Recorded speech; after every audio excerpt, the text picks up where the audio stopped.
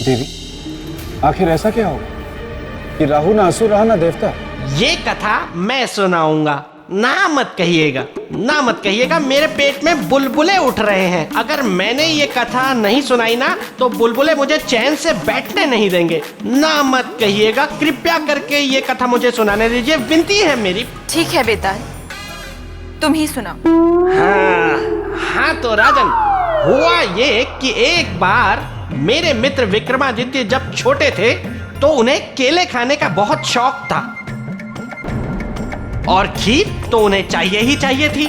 बेताल, समुद्र मंथन की कहानी सुनाओ, अपने मित्र के बचपन की नहीं। क्षमा देवी क्षमा, मैं जरा भावनाओं में बह गया था, इसलिए ये सब कह गया। हाँ तो राजन, एक बार सुर और असुरों ने मिलकर समुद्र मंथन किया, सर्प को बनाया मथनी और मथनी बनाकर समुद्र को मथे जा रहे थे। ऐसे ऐसे ऐसे ऐसे ऐसे ऐसे ऐसे ऐसे ऐसे एक तरफ थे सुर और दूसरी तरफ थी ताल। दूसरी तरफ थे असुर और सुर और असुरों ने मिलकर समुद्र को मथ डाला। ऐसा मंथन किया और फिर पता है उसमें से क्या निकला? पूछिए क्या निकला? क्या निकला? अमृत और विष। तो अमृत तो आया देवताओं के हिस्से में और विष गया असुरों के हिस्से में। लेकिन राहु ने पता है क्या किया? पूछिए। क्या किया? राहु ने छल से अमृत का पान कर लिया, लेकिन उसका छल पकड़ा गया और फिर भगवान विष्णु जो क्रोधित हुए कि उन्होंने राहु का सर धड़ से अलग कर दिया, लेकिन फिर भी उसे कुछ नहीं हुआ। पूछिए क्यों नहीं हुआ? क्यों बेताल? राजन, आप भी भूल जाते हैं। अभी तो मैंने बताया आपको कि राहु ने भी अमृत का पान कर लिया था, तो हो गया ना वो भी अमर। तब तो अमर होना राहु के लिए सौभाग्य की बात रही होगी ना? क्यों देवी? नहीं राजन, राहु का यही सौभाग्य उसका दुर्भाग्य बन गया था। अमर होने के कारण असुरों ने उसका बहिष्कार कर दिया और असुर होने के कारण देवराज इंद्र ने उसे स्वीकार ही नहीं किया, उसे अपने दरबार में स्थान नहीं दिया। मेरे साथ हुए अन्याय का दंड अब संपूर्ण संसार भोगेगा इंद्रदेव।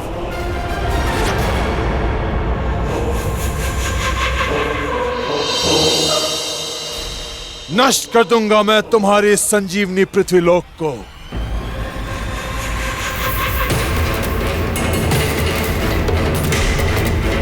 जिसके माध्यम से तुम्हें शक्ति प्राप्त होती है और तुम लोग जीवित रहते हो।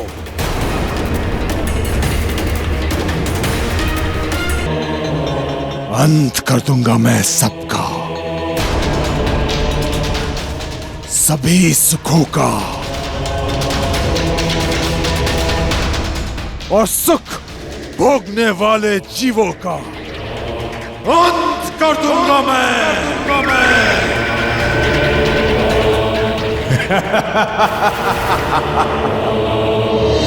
इसका अर्थ कि राहु ने इंद्रदेव के उस तिरस्कार को अपने अस्तित्व की लड़ाई बना ली और अपनी महत्ता सिद्ध करने के लिए पुष्य नक्षत्र को खंडित करने पहुंचा, जो नर और नारायण दोनों के सुख का कारण था। राहु, मैं तुम्हें अंतिम चेतावनी देता हूं, अपने स्थान पर लौट जाओ। मुझे तुम्हें दंड देने के लिए विवश मत करो। तुम मुझे दंड दोगे इंद्र? मैं राहु हूं, राहु। आचार्य जी, अब राहु को और कितना समय है पुष्य नक्षत्र तक पहुंचने में तथा उसे खंडित करने में? सम्राट, मेरी गणना के अनुसार मात्र 21 दिन और शेष। वह 21वें दिन के तीसरे प्रहर की अंतिम घड़ी में पुष्य नक्षत्र को खंडित कर देगा और बस वही होगा इस युग और सृष्टि का समाप्ति काल। अग्निदेव, भस्म कर दो इस मूर्ख हठी असुर को।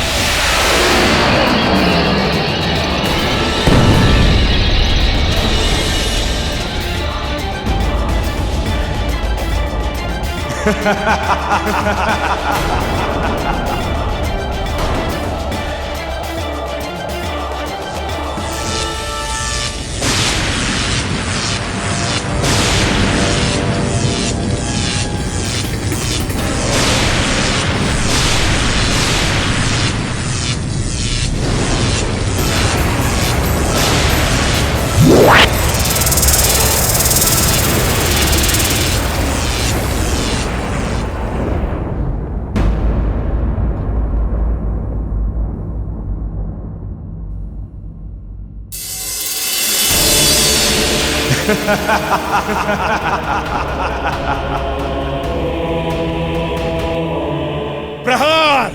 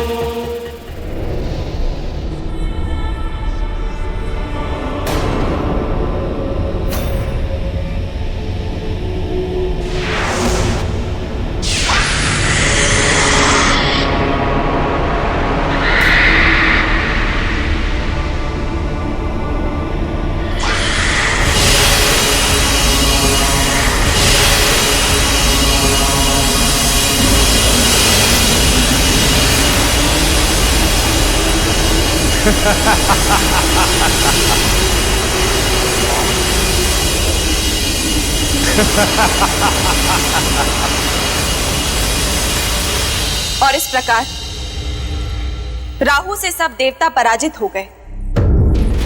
देवताओं का प्रयास विफल हो गया और राहु की इस सफलता का स्वागत करने के लिए सामने खड़ा था इस युग का अंत, मात्र 21 दिन दूर।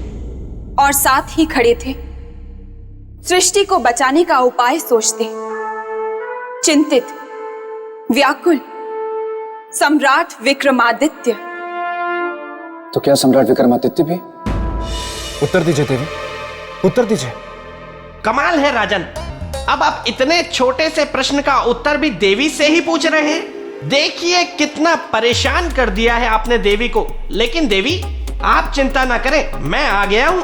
मैं अब राजा भोज को आपको और परेशान नहीं करने दूंगा। बेताल, अब तुम यहां से जाओ, क्योंकि मुझे परेशान राजन नहीं बल्कि तुम कर रहे हो।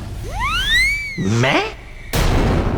लेकिन मैं तो मासूम हूं देवी। तुम जाते हो या मैं? क्षमा देवी, क्षमा। मैं जाता हूं। अब मैं बस जा रहा हूं। मैं जाने वाला हूं। मैं चला।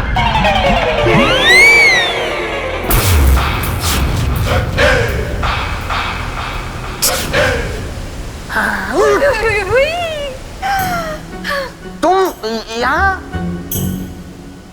तुमने बताया नहीं अतिथि आए हैं?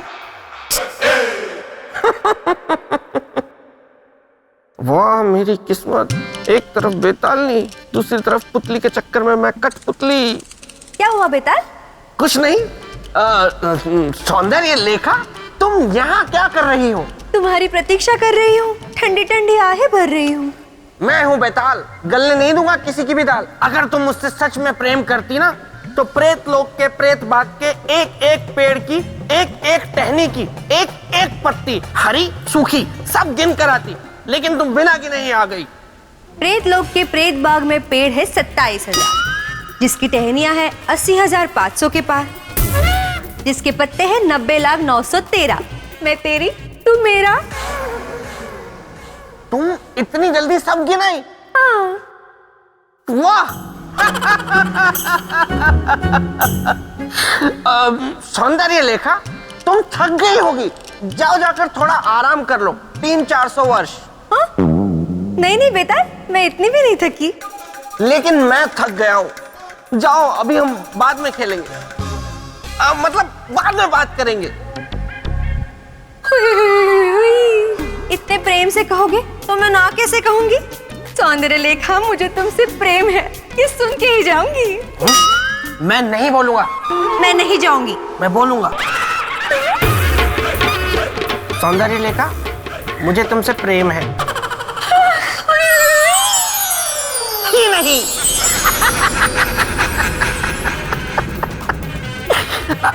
गोलू, गोलू, गोलू। देवी, इस प्रकार मुंह फेर कर मत जाइए। क्या चक्रवर्ती सम्राट विक्रमादित्य भी राहु के प्रकोप से पृथ्वी को बचा नहीं पाए? क्या वो भी राहु से हार गए? उत्तर दीजिए देवी, उत्तर दीजिए, आखिर हुआ क्या? राजन, आप बालकों सा प्रश्न कर रहे हैं।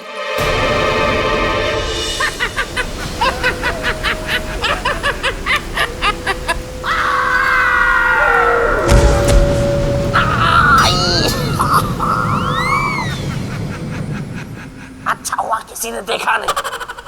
गोलू, गोल, पीछे क्या कर रहे हो? मेरी आंखें सामने, सामने आओ। वैसे बात तो बिल्कुल सही कही पराक्रम की पुतली ने। सम्राट विक्रमादित्य के सामने राजा भोज बालक ही तो है।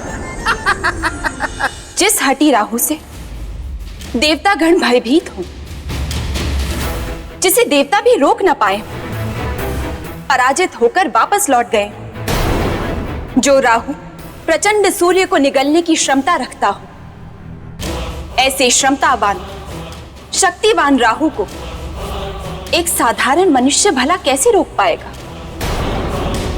राजन, हठी के हट को बदलना कठिन होता है, क्योंकि हट विवेक की हत्या कर देता है और फिर वो राज करता है किसी के भी मन और मस्तिष्क पर, एक छत्र राज। तो बताइए राजन, यदि एक मनुष्य के सामने एक ओर सीमाएं हो, मर्यादाएं हो और दूसरी ओर विनाश हो, तो फिर ऐसी स्थिति में वो मनुष्य क्या करेगा? मुश्किल है। देख लेना मेरे परम प्रिय मित्र पेड़, राजा भोज इस प्रश्न का उत्तर तो नहीं दे पाएंगे। यदि वो मनुष्य पराक्रमी और साहसी होगा तो अपने आत्मबल और शारीरिक बल दोनों के साथ अपनी जान पर खेलकर विनाश का सामना करेगा। क्यों? क्या उसे असफल होने का या मृत्यु का भय नहीं होगा? नहीं देवी, वैसे मनुष्यों के सामने ना तो कोई सीमा होती है, ना भय, ना असमर्थता। वैसे मनुष्य परिणाम की चिंता नहीं करते, वो केवल लक्ष्य की ओर देखते हैं, हितकारी लक्ष्य। दे दिया। हाँ, ठीक है ठीक है, अब ऐसे भी मत घूरो मुझे। अरे एक प्रश्न का सही उत्तर दे दिया तो कोई वो मेरे मित्र की बराबरी नहीं कर लेगा।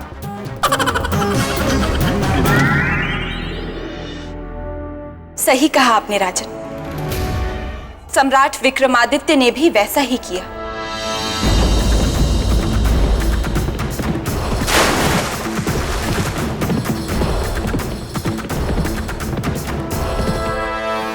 सम्राट, सम्राट कृपा करके रुक जाइए। सम्राट, वहां सौरमंडल में मत जाइए। सम्राट, सौरमंडल में जाने का अर्थ है अपने जीवन को संकट में डालना। हमारे लिए हमारा जीवन हमारी प्रजा है विराहमीर जी, और हमारी प्रजा पर कोई संकट आए ये हम सहन नहीं कर सकते, इसीलिए हमारा जाना बहुत जरूरी है। कृपया करके हमें रोके नहीं, क्योंकि दिन कम और दूरी अधिक है। सम्राट रुक जाइए। सम्राट,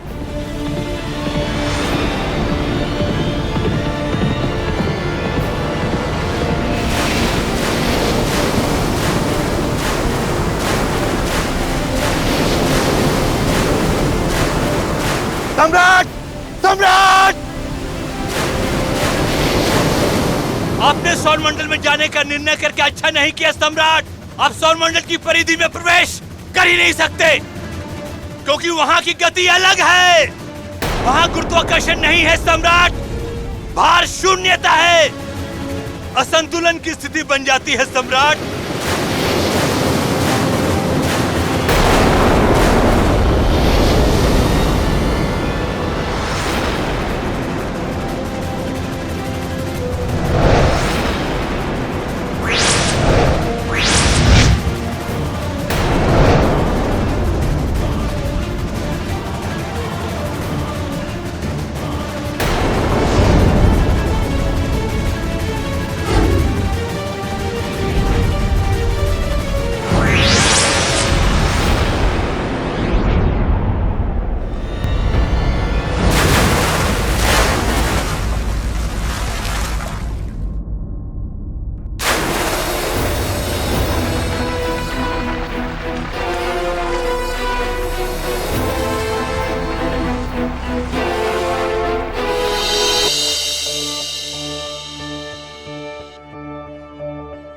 देवी, कथा का ये अंत सुनने के बाद मन में एक प्रश्न उठा।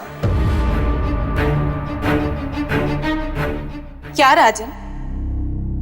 कि सौरमंडल में गुरुत्वाकर्षण तो है नहीं, तो उसकी परिधि में प्रवेश करना कठिन ही नहीं, असंभव भी है। तो जिस राजा का आभूषण पराक्रम था, वो सौरमंडल में प्रवेश भी कर पाया या फिर लौटा अपने राज्य? अरे राजा भोज ने मेरे मित्र को अपने जैसा समझ रखा है क्या? मेरा मित्र विक्रमादित्य था, जो हार मानने वालों में से नहीं था।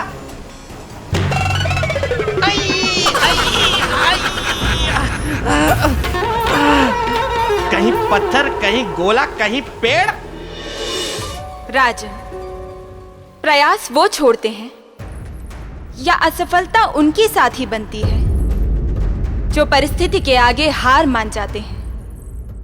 पर पुरुषार्थी कभी हार नहीं मानते राजन, क्योंकि वो जानते हैं कि असफलता स्थायी नहीं होती। ये हुई ना बात। सही उत्तर दिया है पराक्रम की पुतली ने राजा भोज को। असफलता में ही सीप के मोती की भांति सफलता छिपी होती है। इसका अर्थ की यही तो आपको बताना है राजन, कि सम्राट विक्रमादित्य ने असंभव को किस प्रकार संभव किया होगा, असफलता को किस प्रकार सफलता में बदला होगा।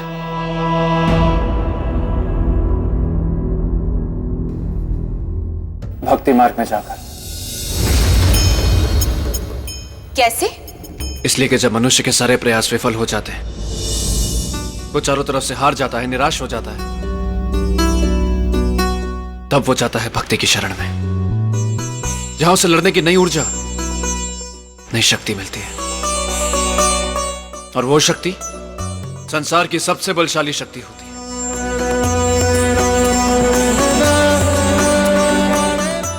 देवी, मैंने अपनी समझ से आपके प्रश्नों के उत्तर दे दिए। अब इस परीक्षा का परिणाम आपको सुनाना है। अवश्य सुनाऊंगी।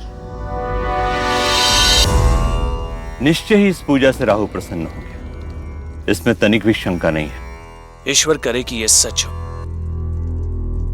और पृथ्वी पर आने वाला विनाश टल जाए।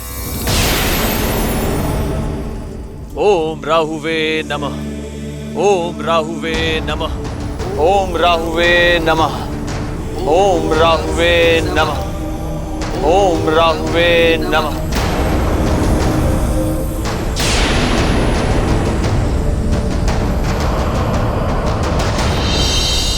सम्राट, इस प्रकार 3 दिन और 3 रात तक चलने वाला राहु का यज्ञ यहाँ अब समाप्त होता है। पुरोहित जी, अब राहु देव शांत हो चुके होंगे और इस पृथ्वी पर आने वाला विनाश भी टल चुका होगा। सम्राट, मैंने धरती की ओर फिर से कई बड़े बड़े उल्का पिंडों को एक साथ आते हुए देखा है।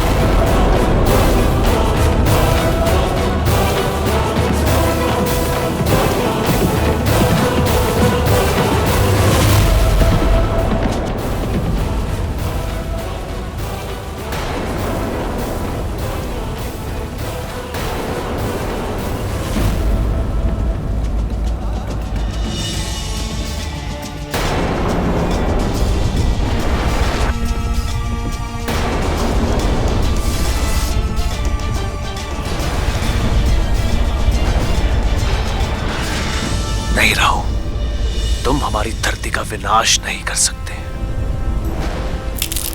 नहीं होने देंगे हम अपनी धरती का विनाश, कभी नहीं।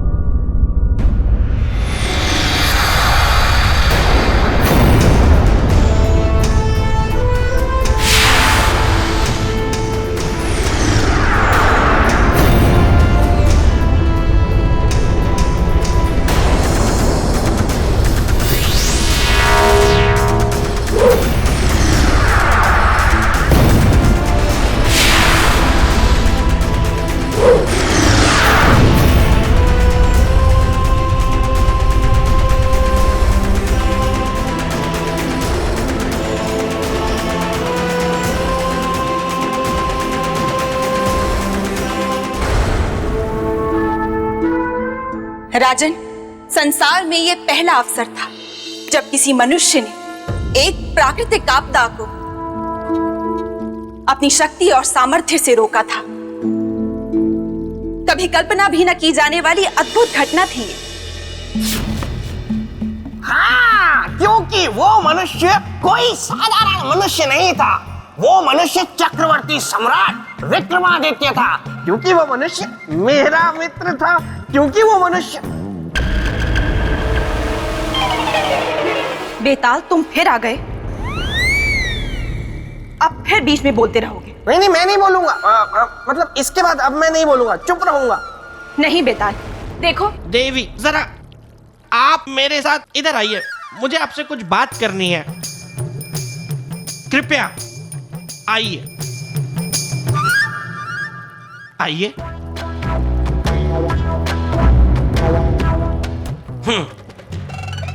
देवी, मैं आपके आगे हाथ जोड़ता हूँ, आपके पैर पड़ता हूँ, कृपया मुझे यहाँ से मत निकालिए, मुझे यहाँ रहने दीजिए, मुझे भी अपने मित्र की कथा सुनने दीजिए ना। मैं वचन देता हूँ, मैं कुछ नहीं बोलूंगा, तनिक सा भी नहीं बोलूंगा, एकदम चुप रहूंगा। ठीक है। धन्यवाद देवी, धन्यवाद। आइए।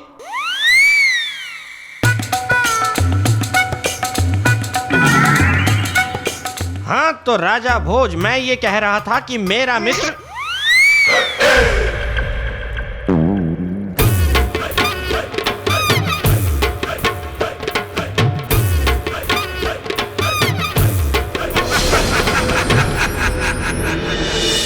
उसके बाद क्या हुआ देवी? सब कुछ सामान्य हो गया? सीमाएं और विवशताएं मनुष्य को बांध देती हैं राजन। मतलब? मैं कुछ समझा नहीं देवी। मतलब ये कि सम्राट विक्रमादित्य भी सीमाओं से बंधे थे, विवश थे।